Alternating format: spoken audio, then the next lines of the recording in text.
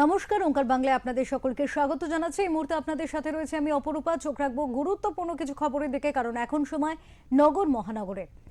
দিন কয়েক আগেই রাজ্যসভা 4টি আসনের প্রার্থী ঘোষণা করেছিল তৃণমূল। বৃহস্পতিবার মনোনয়ন পেশ হলো। বিধানসভায় সেখানে পৌঁছন তৃণমূলের 4 প্রার্থী। ঘড়ির কাঁটায় 10:44। সেখানে পৌঁছে যান রাজ্য পুলিশের প্রাক্তন ডিজি রাজীব কুমার। স্বামী নিসপাল সিং এর সঙ্গে বিধানসভায় পৌঁছন কোয়েল মল্লিক। তবে বাবুল সুপ্রিয় পৌঁছেছেন সময়ের বেশ কিছুটা পরে। এদিন মনোনয়ন পেশ করতে বিধানসভায় গিয়েছেন বিজেপির প্রার্থী রাহুল সিনহা। বাংলার 5 আসনের মধ্যে একটি বিজেপির, সেই আসনে প্রার্থী হয়েছেন রাহুল সিনহা। তৃণমূল আগেই প্রার্থী হিসেবে বাবুল সুপ্রিয়, প্রাক্তন ডিজিপি রাজীব কুমার, অভিনেত্রী কোয়েল মল্লিক এবং আইনজীবী মেনকা গুরুস্বামীর নাম ঘোষণা করেছে। অন্যদিকে গত মঙ্গলবারই বাংলার একটিমাত্র রাজ্যসভা আসনে প্রার্থী হিসেবে রাহুল সিনহার নাম ঘোষণা করেছিল বিজেপি। আগামী 16ই মার্চ রাজ্যের 5টি আসনে রাজ্যসভা নির্বাচন। সেই মতো বৃহস্পতিবার মনোনয়ন জমা দিতে বিধানসভা যান প্রার্থীরা। এই প্রথম বিধানসভায় পা রাখলেন অভিনেত্রী কোয়েল মল্লিক। নতুন এই দায়িত্ব পেয়ে কোয়েল মল্লিক জানান, একটা নতুন যাত্রা, সবার ভালোবাসা আশীর্বাদ পেলে এই যাত্রা সফল হবে। অসাধারণ লাগছে, কারণ এটা বিশাল বড় দায়িত্ব, অনেক অনেক অনেক মানুষের দায়িত্ব, এবং সবাইকার কাছ থেকে আশীর্বাদ চাইবো যেন মানুষের উপকারে আমি কাজে লাগতে পারি, মানুষকে সাহায্য করতে পারি, তাদের ভালো রাখতে পারি, তাদের জন্য ভালো করতে পারি, দেশের সেবায় আমি সক্ষম হতে পারি, সফল হতে পারি, এটাই আমি প্রার্থনা করি। ভালো লাগছে। সবচেয়ে বড় কথা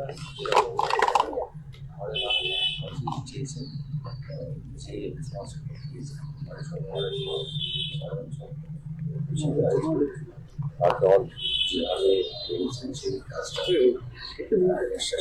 চেষ্টা করবো। আশা করি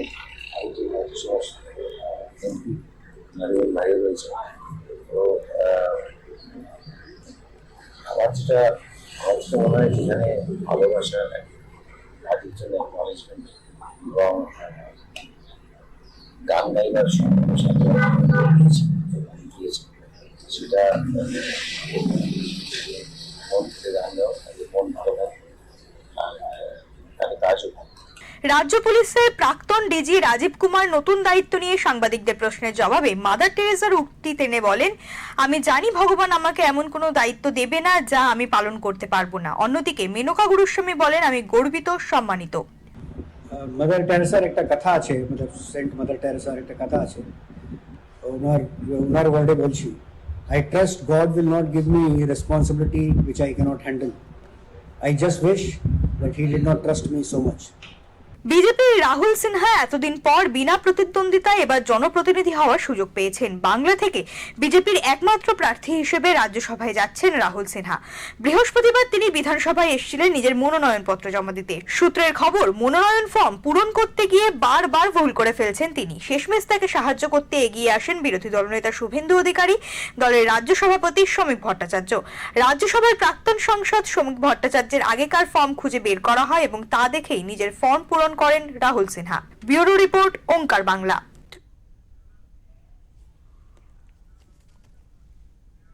এই মুহূর্তে আমাদের সাথে রয়েছেন আমাদের এডিটর ইন চিফ বিপ্লব দাস। কথা বলবো দাদার সাথে, জানার চেষ্টা করব, বোঝার চেষ্টা করব সমীকরণ। রাজ্যসভার প্রার্থী তালিকা ঘোষণা হয়ে গিয়েছিল এবং সেই মতো যে চমক ছিল তা বলাই বাহুল্য। আজকে মনোনয়ন জমা করতে সেখানে দেখা গেল তারা 4 জনই পৌঁছেছেন। তৃণমূলের তরফ থেকে যদি বলা হয় দাদা, সেক্ষেত্রে কিন্তু যেমন আমরা যদি 3 জনকে দেখি, 3 জনের যে ক্ষেত্র রয়েছে, রাজীব কুমার সেখানে রয়েছে এবং কোয়েলকে বাদ দিয়ে যদি বলা হয়, তাহলে প্রত্যেকেই কিন্তু মোটামুটি প্রশাসনিক নলেজ রাখেন বা আইনত জ্ঞান রাখেন, কিন্তু কোথাও গিয়ে কোয়েল মল্লিক তাকে একেবারে চমক হিসেবে রাখা হলো। এই যে সমীকরণটা, কি বার্তা ঠিক দিতে চাইলো তৃণমূল? হ্যাঁ দেখো অপরূপা, যদি আমরা দেখি যে 4 জন, যে 4 জনকে মনোনয়ন দিয়েছে তৃণমূল কংগ্রেস, তাদের মধ্যে একজন হচ্ছে প্রাক্তন আইপিএস রাজীব কুমার। রাজীব কুমার তার কর্মজীবনে যথেষ্ট দক্ষতার সঙ্গে কাজ করেছেন। মানে রাজীব কুমারের সঙ্গে যারা কাজ করেছেন পুলিশ লেভেলে বা প্রশাসনিক লেভেলে, তারা কিন্তু রাজীব কুমারকে ভীষণ সমীহ করেন, তার কাজের, তার কর্ম দক্ষতার জন্যে সমীহ করেন। এবং খুব দক্ষ অফিসার এবং খুব নিষ্ঠা সহকারে তিনি কাজটা করেন। সেটা যেমন একদিকে, তেমন অন্যদিকে আমরা যদি দেখি আইনজীবী হিসেবে মেনকা গুরুস্বামী, মেনকা গুরুস্বামী দীর্ঘদিন ধরে আইনজীবী, সুপ্রিম কোর্টে তিনি আইনি লড়াই লড়েছেন বহু বিষয় নিয়ে। সম্প্রতি এসআই নিয়ে মমতা বন্দ্যোপাধ্যায়ের হয়েও তিনি আইনি লড়াই লড়েছেন। এবং আরেকজন হচ্ছে রাজ্যের মন্ত্রী বাবুল সুপ্রিয়। বাবুল সুপ্রিয় কিন্তু এর আগে যখন বিজেপির টিকিটে আসানসোল থেকে তিনি জয়ী হয়েছেন, দুবারের তিনি কিন্তু মন্ত্রী ছিলেন। অতএব প্রশাসনিকভাবে তিনিও যথেষ্ট দক্ষ এবং অভিজ্ঞ। তো এই তিনজনকে কিন্তু নিয়ে কোনো প্রশ্ন নেই। এরা প্রত্যেকেই কিন্তু একটা যদি দেখি কি সমাজের উচ্চ স্তরে তারা কিন্তু বিলংস করেন, অর্থাৎ সমাজের উচ্চ স্তরে তারা প্রতিনিধি। তৃণমূল কংগ্রেস কিন্তু এখন যে স্টাইলে চলছে সারা ভারতবর্ষের অন্যান্য দলগুলির সঙ্গে, তারা সবসময় একটা কর্পোরেট সংস্কৃতি এরকম একটা ব্যাপার, কালচারাল একটা ব্যাপার থাকে। তো সেইখানটা কিন্তু সমাজের উচ্চ স্তরে একটা বার্তা দেওয়া, শিক্ষিত সম্প্রদায়কে একটা বার্তা দেওয়া যে এই মানুষগুলোকে আমরা নিয়ে যাচ্ছি রাজ্যসভায় রাজ্যের মানুষের হয়ে কথা বলার জন্যে। এর আগেও যদি আমরা দেখি, এরপরে আসছে কোয়েল মল্লিক। কোয়েল মল্লিক একজন অভিনেত্রী। এখন কথা হচ্ছে যে কোয়েল মল্লিক যে জায়গাটা ছোটবেলা থেকে হোক, তিনি তার বাবা রঞ্জিত মল্লিক, তিনি যথেষ্ট দক্ষ অভিনেতা ছিলেন, নামী অভিনেতা ছিলেন। বাঙালির কাছে একটা রঞ্জিত মল্লিক গুরুত্বপূর্ণ নাম। সেই জায়গা থেকে কোয়েল মল্লিকও যথেষ্ট ভালো অভিনয় করেছেন, বহু পুরস্কার পেয়েছেন। তাকে হঠাৎ করে কেন করা হলো? এখন কখনো কখনো না রাজনীতিতে শুধুমাত্র দক্ষতা বা অন্য কিছু দিয়ে কাজ হয় না, কখনো একটা চমক থাকে। হ্যাঁ, সেই চমকটাই কিন্তু তৃণমূল চমকেও চিরকাল বিশ্বাস করে এসেছে।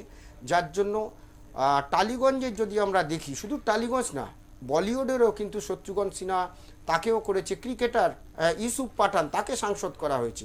হ্যাঁ, তেমনই এটাও বার্তা দেওয়া বাঙালি যে একটা অভিনেত্রী তাকে দেওয়া হয়েছে। তো এইটা যেমন একদিকে, তেমন অন্যদিকে এটাই বোঝা গেল যে শিক্ষিত সমাজকে একটা বার্তা দেওয়া তৃণমূল কংগ্রেস যে জায়গাটায় যায়, তারা কিন্তু এই রাজ্যসভায় এই ক্যান্ডিডেটদের পাঠাচ্ছে, শিক্ষিত সমাজের কাছে এই বার্তা দেওয়া হয়েছে। এবার হচ্ছে মেনকা গুরুস্বামী এবং রাজীব কুমার, এই দুজনকে নিয়ে অনেকেই প্রশ্ন করছে। কিন্তু বিষয়টা হলো যে রাজীব কুমার হোক বা মেনকা গুরুস্বামী, আরেকটি বিষয় যেটা মেনকা গুরুস্বামীকে নিয়ে সুপ্রিম কোর্টে কিন্তু একমাত্র তৃণমূলের হয়ে লড়াই করতেন কিন্তু কল্যাণ বন্দ্যোপাধ্যায়, তিনি সাংসদ। সেখান থেকে এই যে মেনকা গুরুস্বামীকে করা হলো, তিনিও কিন্তু আরেকজন আইনজীবী পেয়ে গেলেন। কারণ আমরা দেখেছি অন্য সময়ে তৃণমূল হোক বা রাজ্য সরকারের যে কোনো মামলায় কপিল সিব্বাল থেকে শুরু করে অভিষেক মনু সিংভি এদের আনা হতো। এখন কিন্তু নিজেকে পেয়ে গেল যে মেনকা গুরুস্বামীর মতো একজন লয়ারকে পেয়েছে। তো এক্ষেত্রে আরেকটা প্রশ্ন যেটা উঠেছে, যেটা হচ্ছে বিধানসভায় আইএসএফের যিনি বিধায়ক নওশাদ সিদ্দিকী, তিনি প্রশ্ন তুলেছেন যে দলিত বা সমাজের যারা নিচু স্তরের যারা মানুষ, কেন তাদের প্রতিনিধি নেই, এটা কিন্তু তারা প্রশ্ন তুলেছে। একদম দাদা, এখানে একটু দর্শকদের শুনিয়ে দিতে চাইবো নওশাদ ঠিক কি বলেছেন। আইএসএফ বিধায়ক নওশাদ রাজ্যসভার প্রার্থী ঘোষণা হয়ে যাবার পরে আজ মনোনয়ন জমা দেয়া এবং বিজেপি তৃণমূলের তরফে প্রার্থী নির্বাচন প্রসঙ্গে এবার আইএসএফ বিধায়ক নওশাদ সিদ্দিকী ঠিক কি বলেছেন শোনাবো। বিজেপির সাথে কোনো প্রশ্ন আসছে না, কারণ আমাদের আদর্শগত বিজেপি আমাদের সম্পূর্ণ ভিন্ন ভিন্ন থাকছে। তৃণমূল বাংলার সংখ্যালঘু দলিত আদিবাসী মানুষের ভোটে বিধানসভায় আসলে সরকার গঠন করলে এতগুলো এমএলএ তৈরি হলো। এখানে আপনি দেখতে পেয়েছেন সংখ্যালঘু তথা পিছড়ে বর্গের দলিত আদিবাসী থেকে কোনো মুখ। বাংলার মেয়েকে চাই বারবার গল্প শোনালেও আন্ধ্রা থেকে নিয়ে এসে রাজ্যসভার এমপি করা হচ্ছে, অসম থেকে নিয়ে এসে রাজ্যসভার এমপি করা হচ্ছে, ভিন্ন রাজ্য থেকে নিয়ে এসে রাজ্যসভার এমপি লোকসভার এমপি মানা হচ্ছে। কিন্তু বাংলায় এরকম ছিল না। আমি ব্যক্তিগতভাবে কারোর ব্যক্তিগত আক্রমণে আমি পছন্দ করি না, কিন্তু রাজ্যসভার এমপির তাদের কি পাঠানো দরকার বাংলা থেকে, যারা এই সম্পর্কে অকিবল।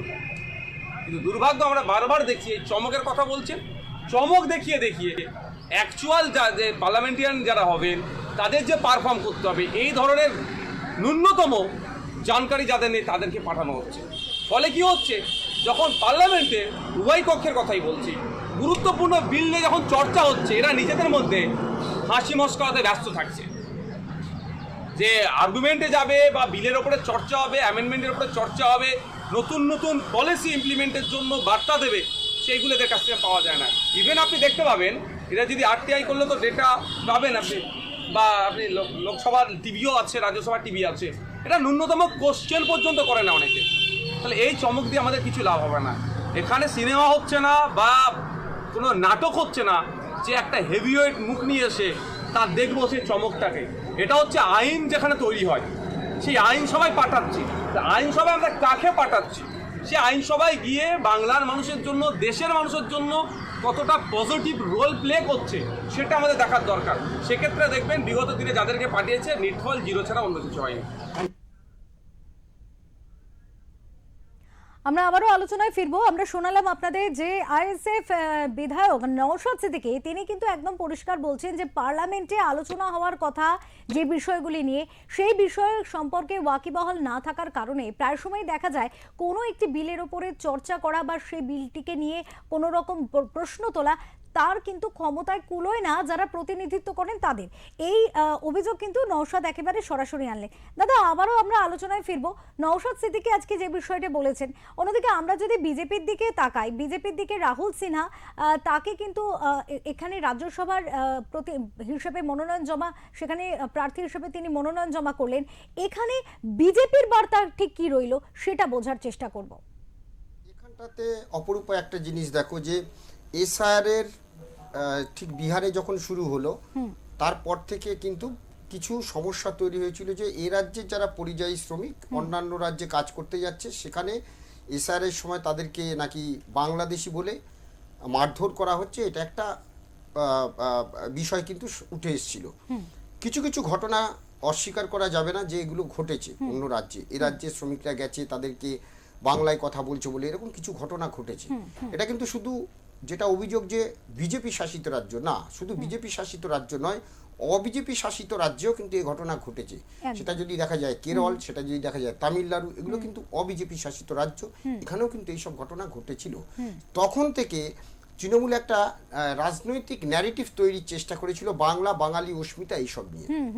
কিন্তু দেখা যায় 2021 সালে যদি আমরা একটু পেছনে যাই, নির্বাচনে বিজেপির যে সমস্ত নেতা এখানে এসেছিলেন, তখন কিন্তু তৃণমূলের একটা কথাই ছিল, একদিকে যেমন তাদের স্লোগান ছিল বাংলা তার নিজের মেয়েকেই চায়, তেমনি তারা কিন্তু বহিরাগত বলে বিজেপি নেতাদের একটা সেই আক্রমণ করেছিল। হ্যাঁ, তো সেই জায়গাটা থেকে এই যে বহিরাগত বলে একটা রব তুলেছিল, কিন্তু তারপর থেকে তারা বহিরাগত নিজেরাই বলছে। কিন্তু দেখা যাচ্ছে 2024 লোকসভা নির্বাচনে বহিরাগতদেরই কিন্তু নিয়ে সেখানে প্রার্থী করা হয়েছে। একদম, এক্ষেত্রেও করা হয়েছে আর দুজন। হ্যাঁ হ্যাঁ, এক্ষেত্রেও তাই। এই যে মেনকা গুরুস্বামী এবং রাজীব কুমার, এরা তো এই বঙ্গের লোক নয়, এদেরকেও করা হয়েছে। আবার যদি আমরা দেখি এর আগে সাকেত গোখলে বা সাগরিকা ঘোষ বাঙালি হতে পারেন, কিন্তু তিনি তো দিল্লির বাসিন্দা, তিনি দীর্ঘদিন ধরে দিল্লিতে থাকেন, তিনি তো তাকেও করা হয়েছিল।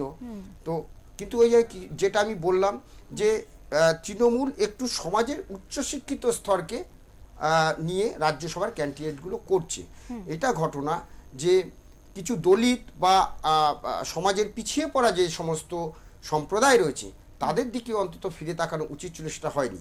এইখানটাতে বিজেপি যেটা বুঝেছে, বিজেপি যেটা দেখেছে যে দুটো বার্তা বিজেপি দিল রাহুল সিনহাকে প্রার্থী করে। এর আগে শ্রমিক ভট্টাচার্যকে রাজ্যসভায় পাঠানো হয়েছে, এখন রাহুল সিনহাকে পাঠানো হলো। ওরা এই জায়গাটাতেই ধরলো যে ওরা বারবার এই বলে বহিরাগত, কিন্তু বহিরাগতকে প্রার্থী করে, হ্যাঁ, অবাঙালিকে তারা প্রার্থী করে যাতে অবাঙালি ভোটটা তৃণমূল পায়। কিন্তু বিজেপি বাংলা, বাঙালির অস্মিতা বজায় রেখে বাংলায় যারা দীর্ঘদিন ধরে তাদের ঝান্ডা বইছে, দলের ঝান্ডা বইছে, একদিকে হচ্ছে নিচুতলার কর্মী সমর্থকদের বার্তা দেওয়া যে তোমাদের সঙ্গে কাজ করে যাও, দল সঠিক সময়ে তোমাকে তার পুরস্কার দেবে, যেটা কিন্তু হয়েছে শ্রমিক ভট্টাচার্যর ক্ষেত্রে, যেটা হলো রাহুল সিনহার ক্ষেত্রে।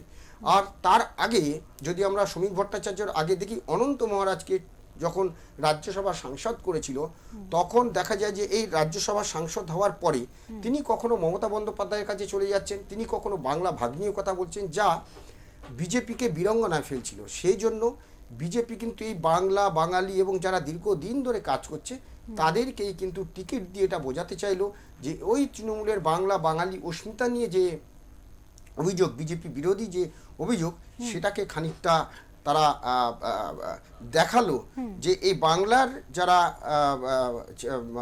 যুবক বা এই বাংলার যারা নেতা সেই নেতৃত্বকে বিজেপি কিন্তু নিয়ে সম্মান আসছে জানালো অপরিহার্য। একদম। এক্ষেত্রে দাদা রাহুল সিনহা তিনি কিন্তু প্রার্থী হিসেবে তার নাম ঘোষণা হবার পরে তিনি তার বক্তব্যেও কিন্তু এই যে যেমনটা বলা হলো যে নিচু তলার যে যারা নেতৃত্ব রয়েছে, নিচু তলার কর্মী রয়েছে, যারা ঝান্ডাটা বয়েছে বঙ্গে বিজেপির হয়ে, তাদের যে বিজেপি ভোলেনি তেমন বার্তা তিনিও কিন্তু দিয়েছেন। একটু শোনাবো আমাদের দর্শকদের রাহুল সিনহার সেই বক্তব্য।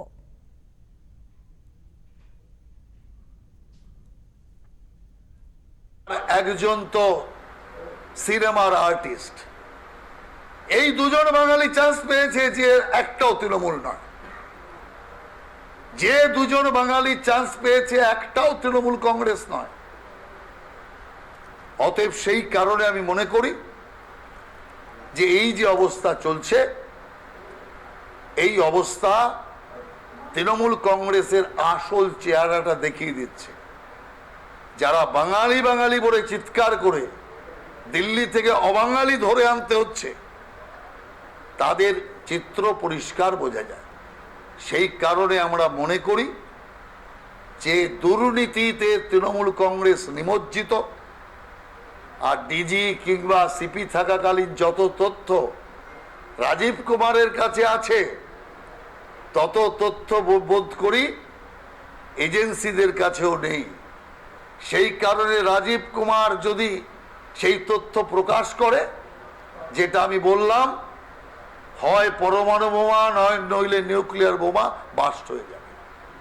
সেই ভয়ে রাজীব কুমারের কাছে মাথা নত করতে মমতা ব্যানার্জি বাধ্য।